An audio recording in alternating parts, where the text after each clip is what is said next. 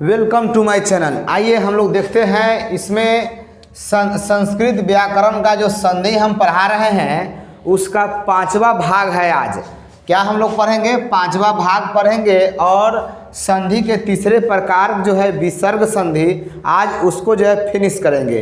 इसके पहले हमने स्वर संधि के 5 प्रकार और व्यंजन संधि जो है पढ़ा रखा है। अब जो है उसका अंतिम भाग जो है विसर्ग संधि हम लोग अब देखेंगे। तो आइए शुरू करते हैं। यहाँ देखेंगे स्वर तथा व्यंजन के मेल से, स्वर तथा व्यंजन के मेल से विसर्ग में जो विकार होता है उसे ही विसर्ग संधि कहते हैं। यहाँ देखिए विसर्ग ये है आपका, ये क्या है? विसर्ग है। ये विसर्ग है। विकार का मतलब होता है चेंजिंग, बदलाव, परिवर्तन।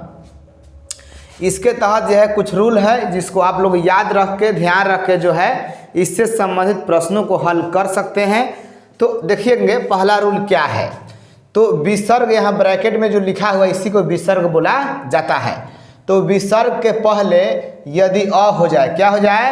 अ रहे और बाद में किसी वर्ग का तृतीय रहे या चतुर्थ रहे या फिर पंचम हो या फिर यरल में यरल से ह तक ए में से कोनो एगोरा होखे, तो यहाँ देखिए कोई हो तो विसर्ग का ऊ हो जाता है। क्या हो जाता है? ऊ हो जाता है। और यह जो ऊ है अपने पहले वाले अ से मिलकर ओ हो जाता है। ये मेन बात है। क्या है? ये मेन बात है। ध्यान रखिएगा। एक बार और ध्यान दीजिए कि विसर्ग के पहले अ हो और बाद में किसी वर्ग का तृतीय, चतुर्थ, पंचम या यर ल व ह में से कौन एगो हो तो विसर्ग का ऊ हो जाता है। आई ई ऊ जो बताया गया है ना विसर्ग के पहले अ, तो उस अ से मिलकर क्या हो जाता है? ओ बन जाता है। ओ मतलब होता है कर्मठ को। जैसे क, यहाँ देखेंगे अगर मिल जाए आपको क प्लस ओ तो क्या हो जाता है?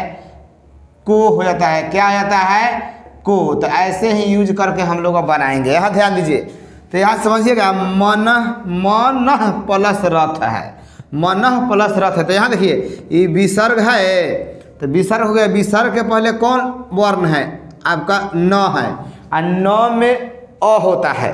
न में कौन स्वर होता है? अ। तो हो गया अ उसमें। तो वो जो है अ जो है अ, ये अ जो हो गया ना, अब यहाँ जो बताया गया कि ऊ हो जाता है, ई विसर्ग क्या बन जाता है? ऊ बन जाता है। यहाँ देखिए ऊ बन जाता है। आ ई ऊ इसमें न में के अ से मिलकर ओ बन जाता है। तो ओ मतलब कर्मठ को। तो ये म से कोई मतलब नहीं है, म लिखिए और न प अब आएगा ओ, तो क्या हो जाएगा? न प्लस ओ, नो। आई विसर्ग आपका खत्म हो गया क्योंकि विसर्ग ही आपका बना था। ये विसर्ग जो है ऊ बन गया था और ई वाला ऊ न में के अ से मिलकर ओ बन गया है। तो आप विसर्ग अब लिखाएगा नहीं, होश में रहिए, ध्यान दीजिए। तो मनो विसर्ग के बदले क्या हो जाएगा? ओ और रथ लगा दीजिए, मनोरथ आपका सही आंसर होगा। यहाँ तो चलिए उसी प्रकार बनाइए। अब य आ स के तो स लिख दीजिए, य स लिख दीजिए। स में अ होबे करता है और विसर्ग के पहले अ हो गया तो विसर्ग जो है ऊ बन जाता है और ई वाला ऊ पहले का अ से यानी विसर्ग के पहले वाला अ से मिलकर ओ बन जाता है। अतः यस स में ओ जुटा तो सो हो गया। धारा जोड़ दीजिए, यशोधारा। यहाँ चलिए उसी प्रकार बनाइए आप पुरः प्लस हित, तो क्या हो जाएगा? पुरोहित। यहाँ देखिए मनः प्लस रमम, तो आपका जो हो जाएगा मनोरमम हो जाएगा। तेजह प्लस मय, तो क्या हो जाएगा? तेजोमय। उसी प्रकार आप जो है ये दोनों अपना से खुद से बना लेंगे। अब समझिए रूल नंबर 2 देखेंगे। कहता है यदि विसर्ग के बाद च या छ रहे, च या छ में से कोनो रहे तो विसर्ग का स हो जाता है, मतलब तल्लव्य स हो जाता है। क्या होता है? तल्लव्य स हो जाता है। यहाँ विशेष याद रखेंगे इसको कि च और छ अगर होता है, च और छ होता है तो तल्लव्य स हो जाएगा, लेकिन ट और ठ रहेगा तो मूर्धन्य स हो जाएगा। ठीक है? च और छ होने पर तल्लव्य स हो जाएगा। कि विसर्ग के बाद यदि विसर्ग के बाद च या छ रहे तालाबे स आ विसर्ग के बाद ट या ठ में से कोनो एगोरा होखे तो मूर्धन्य स हो जाता है। वो चीज़ बा जैसे यहाँ देखिए निह प्लस छल है तो विसर्ग के बाद छ है, विसर्ग के बाद छ है तो ये विसर्ग क्या बन जाएगा आपका तालाबे स हो जाएगा। तो नी के नी कर दीजिए, अब विसर्ग बन गया तालाबे स। तालाबे स मतलब हलंत लगाया है, एक मतलब आधा तालाबे स लिखाएगा, हलंत मतलब आधा हो जाता है तो आधा हो गया। छल लगा दीजिए, निस छल, और लास्ट के विसर्ग से कोई मतलब नहीं है, वो अपना लगा दीजिए, वो अपना लग गया। इसमें समझिए निह प्लस चय, तो उसी प्रकार विसर्ग ये वाला आपका विसर्ग है और विसर्ग के बाद च या छ में से कोने को है ना जी, च हो गया तो ई विसर्ग जो है तालाबे से हो जाएगा। यहाँ ये रूल ध्यान रखिएगा, विसर्ग के बाद च या छ होने पर तालाबे से और ट या ठ होने पर मूर्धन्य से आधा हो जाएगा। तो हम लोग का च मिला है तो तालाबे से होगा, तो नी के नी कर दीजिए, आई विसर्ग हो जाएगा तालाबे से आधा, चय लगा दीजिए, निश्चय हो गया। लास्ट के जो विसर्ग अगर होगा तो दे दीजिएगा, नहीं होगा तो नहीं दीजिएगा। धनु प्लस टंकार आ गया तो धनु के धनु कर दीजिए और विसर्ग के बाद ट आया है तो ट या ठ में से होने पर क्या हो जाता है मूर्धन स, तो आप मूर्धन स लिख दीजिए, लेकिन आधे लिखना है क्योंकि यहाँ आधे है, देखिए तो आधा लिख दिए और टंकार लगा दीजिए, धनुष टंकार हो जाएगा। क्या हो जाएगा धनुष टंकार, लास्ट का जो विसर्ग हो अपना दे दीजिए। इस प्रकार से ये हो गए। आइए हम लोग अगला रूल पढ़ते हैं।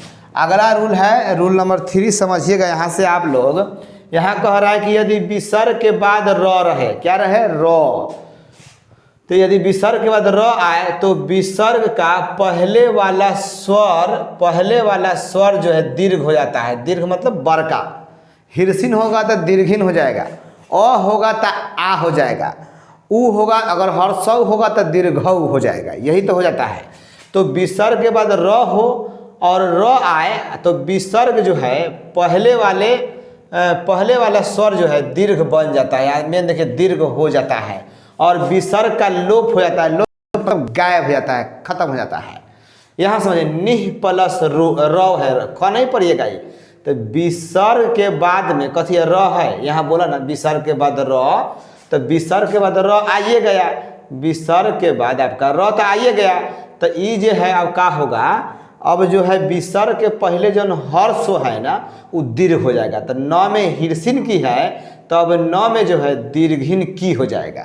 जो न में हिरसिन की था, न में विसर्ग के बाद र हो, विसर्ग के बाद र हो तो ये विसर्ग के पहले जो हर्ष होगा वो दीर्घ हो जाएगा। तो हिरसिन की क्या बन जाएगा दीर्घिन की, आई विसर्ग आपका गायब हो गया, खत्म हो गया, र लगा दीजिए, तो आपका इस प्रकार से निह प्लस र निरव हो जाएगा। बहुत इंपॉर्टेंट, होश में रहिएगा, बहुत बार पूछा गया है। निह प्लस रोग है वैसे ही है, उसी का अपना सिस्टम है। विसर्ग के बाद र है तो विसर्ग के पहले जो है हर्षय है, तो अब जब बनेगा तो ये हर्षय दीर्घय हो जाएगा, दीर्घिन की एने से घूम जाएगा, नी विसर्ग गायब हो जाएगा, रोग लग जाएगा, नी रोग हो जाएगा। ठीक है। अब यहाँ समझिए प्रातः प्लस रम्यम, तो विसर्ग के बाद र है तो आप क्या कर दीजिए प्रात कर दीजिए। विसर्ग के पहले त है तो त में है अ के दीर्घ होता है आ के मतलब होता है आकार, तो आप त में लगाइए आकार, आपका विसर्ग लोप हो गया, गायब हो गया, रम्यम लगा दीजिए, रमयम, प्रातः रम्यम हो जाएगा, प्रातः रम्यम। ये सिस्टम से चलता है, सब सिस्टम से पढ़ना है। ये रूल नंबर 4 पढ़िए। देखिए यहाँ क्या कह रहा है, यदि विसर्ग के बाद कोई सकार, सकार 3 गो है हम लोग का, तल्लवे स, मूर्धन्य स और दंत्य स, ठीक है ना। तो यदि जो है यहाँ यदि विसर्ग के बाद सकार हो, कोई भी सकार रहे तो वही सकार हो जाता है, वही सकार हो जाता है, बनी उसी का रिपीट करता है। यदि तलावे स हो तो विसर्ग के बाद जो है तलावे स ही आएगा, दंत्य स हो तो दंत्य स यूज होगा। तो चलिए बनाते हैं, देखेंगे इसको बनाइएगा तो ये नी के नी कर दिए, ये विसर्ग जो है ये विसर्ग आपको ये अगर तलाबे स है तो तलाबे से आधा लिख दीजिएगा, मूर्धन स रहता तो मूर्धन स लिखते, दंती स है तो दंती स लिखते, तो निह और शब्द लगा दीजिए, बस इसमें निस शब्द हो जाएगा। या इसको ऐसे भी लिखा जा सकता है, कहीं कहीं जो है निह शब्द भी आपको ऐसे मिल जाएगा, निह शब्द पढ़ सकते हैं। यहाँ देखिए तो नी, तो विसर्ग के बाद दंत्य स है तो दंत स आपका जो है आधा कर दीजिए एक बार और इसी को लगा दीजिए एक बार और निस्संदेह। निस्संदेह आप चाहें तो इसको ऐसे भी लिख सकते हैं निःसंदेह, निःसंदेह, ठीक है, ज्यों कहते हो। यहाँ चलिए तो दुःशासन है तो विसर्ग के बाद जो स रहेगा उसी स को रिपीट मारना है, एक बार और लिखना है, आधा करके लिख देना है, दुष और शासन लगा दीजिए, दुःशासन हो गया, दुःशासन। या आप क्या कर सकते हैं, आप इसको ऐसे भी सिंपली छोड़ सकते हैं। तो जैसा ऑप्शन हो वैसा अपना निर्णय लेंगे, ठोक समझ गए। अब समझिए आप रूल नंबर 5 देखेंगे, यदि विसर्ग के बाद अ या आ रहे, अ या आ रहे, यहाँ देखिए यदि विसर्ग के बाद अ या आ को छोड़कर कोनो दूसरा स्वर आ जाए, अ या आ न रहे, यदि विसर्ग के बाद अ या आ को छोड़कर कोई दूसरा स्वर या किसी वर्ण का तृतीय, चतुर्थ या पंचम में से कोनो एगो रहा, किसी वर्ग का तृतीय जैसे कवर्गे का तीसर का कौन होता है, ग होता है, चौथ का घ होता है और पांचवा अंग होता है। वही जगह चवर के तीसर का होता है ज, चौथ का होता है झ और पांचवा य। समझते हैं आप लोग, उम्मीद करते हैं हम। तो तृतीय चतुर्थ पंचम हो तो विसर्ग का जो है ना र हो जाता है, विसर्ग में बन जाता है र। समझिए बड़ा इम्पोर्टेंट है ये। तो निह प्लस जलम है, तो निह प्लस जलम, तो विसर्ग के बाद वर्ग का ज जो है चवर का तीसरका है, तो रूल फॉलो कर रहा है। तो आप लिखिए निह के नी कर दीजिए और यहाँ देखिए विसर्गवा बन जाएगा, कचीज र बन जाएगा, आई र है आधा, आधा है।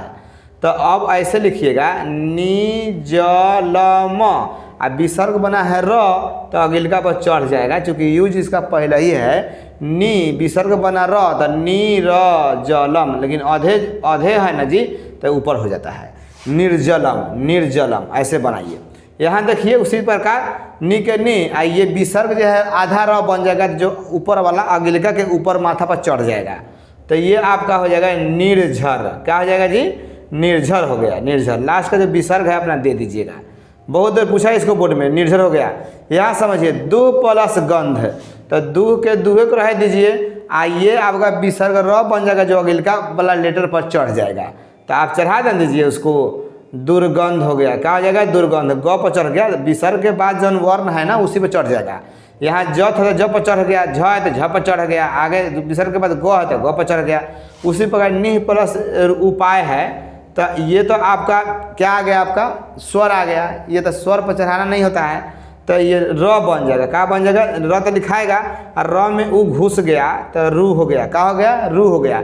अब पाए लगा दीजिए तो निरूपाय। क्या बन गया जी, निरूपाय हो गया। यहाँ समझिए रूल नंबर 6, यदि विसर्ग के पहले हर्षई रहे चाहे हर्षौ रहे, छोटी ई रहे चाहे छोटी ऊ रहे, तो विसर्ग का तल्लवे स हो जाता है। क्या हो जाता है, तल्लवे से कह रहे हैं, मूर्धन्य स। ये मूर्धा से बुलाया था इसलिए मूर्धन्य सा नाम पड़ल है, तो मूर्धन्य स हो जाता है। जैसे निह प्लस कपट, तो क्या बनाइएगा, निह प्लस कपट को ऐसे बनाइएगा नी, आप विसर्गवा बने तो मूर्धन्य से आधा और कपट लगा दीजिए, निष्कपट। क्या रूल बोला कि विसर्ग के बाद हर्षई, विसर्ग के पहले हर्षई या हर्षौ रहे, विसर्ग के पहले नी बा, नी में नी कैसे होता है, नी जो होता है तोड़िएगा इसको तो न प्लस ई आता है, तो ये हर्षई नहीं है जी, तो ये हर्षई है, तो इसी का यूज हमें हो रहा है। तो हर्षई है तो हर्षई का बन जाएगा, हर्षई हो तो विसर्गवा बन जाएगा आपका मूर्धन्य सा। क्या बन जाएगा, आधा मूर्धन्य सा। तो इसके वजह से आपका विसर्ग बन गया आधा। यहाँ से निह प्लस काम, तो आपका सेम है ना, तो आपका विसर्ग बन गया आपका आधा मूर्धन्य सा, काम लगा दीजिए, निष्काम हो जाएगा। क्या हो जाएगा, निष्काम। यहाँ चलिएगा, यहाँ अगर दिखाई दे रहा है तो ठीक है, और नहीं दिखाई दे रहा है तब भी ठीक है कि आपको रूल समझा दिए हैं, खुद से आप बना सकते हैं। बहि प्लस कृतम, तो बहिष्कृतम हो जाएगा। चतु प्लस कोनम, तो क्या हो जाएगा, चतुष्कोनम, चतु अब विसर्ग के आधा मूर्धन्य से कर लीजिएगा और कोनम हो जाएगा, जो कहते हो आपका। तो ये आपके विसर्ग संधि के जो है प्रमुख रूल आपको हमने आज पढ़ा दिया। इस प्रकार से संधि आपका पूर्णतः कंप्लीट हुआ। एक वीडियो हम ना होगा तो आपको अलग से इसका कंप्लीट मिलाकर एक जो है पूरे एग्जाम्पल के साथ जो हम पढ़ा देंगे। जो देखिएगा एग्जाम में आपको रूल नहीं पूछेगा, होश में रहिएगा, एग्जाम में रूल को नहीं पूछेगा। रूल आप याद रखते हैं तो आप एग्जाम्पल जो जितना दिए गए हैं ये आप बना पाते हैं। तो ये से एग्जाम पे पूछेगा, जितना भी एग्जाम्पल हम दिए हैं यही से एग्जाम में आपको आएगा। ये आपका आएगा निह प्लस शब्द निशब्द, निह प्लस झर निर्झर, निह प्लस जलम निर्जलम। क्या हो जाएगा, यहाँ रहेगा निह प्लस रव, ऑप्शन में रहेगा हेने से नीरव, होने से नीरव, तो आपका कौन होने वाला ना हो जाएगा क्योंकि चेंजिंग हुआ है यहाँ। ये बहुत स्पेशल है, इसको अच्छा से ध्यान रखिएगा। ये बहुत बेर इसको बोर्ड जो है पूछ भी दिया इस दोनों को। तो यहाँ जो है निह प्लस र और विसर्ग के बाद र होने पर जो हर्ष होता है वो दीर्घ हो जाता है, इसीलिए उन्हें घूम गया था। उम्मीद करते हैं आपको ये सेशन अच्छा लगा होगा। तो चलिए ठीक है, हम लोग मिलेंगे अब अगले वीडियो में। तब तक के लिए धन्यवाद, जय हिंद। वीडियो अच्छा लगे तो इसे दोस्तों में शेयर कीजिए और पूरा आप जो है इसका अपना पूरा भरपूर लाभ लीजिए। इसके बाद जो चैप्टर होगा हम अपने सिलसिलेवार तेज़ी से एकदम फास्ट पढ़ा देंगे। तो चलिए ठीक है।